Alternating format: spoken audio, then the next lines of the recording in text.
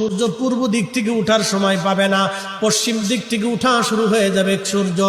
আল্লাহর নবী বললেন তওবার দরজা বন্ধ হয়ে যাবে, আর ওই সময় দক্ষিণ দিক থেকে একটা বাতাস আসবে। সমস্ত ঈমানদার সেদিন মারা যাবে, কোনো ঈমানদার আর থাকবে না। আল্লাহকে আল্লাহ বলে ডাক দেওয়ার মতো কেউ থাকবে না।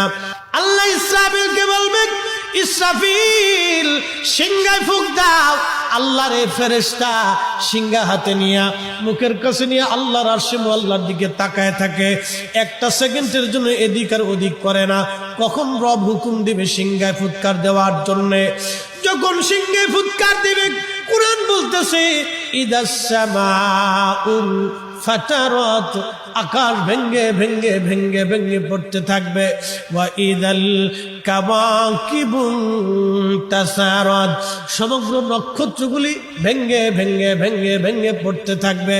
ওয়া ইদাল বিহা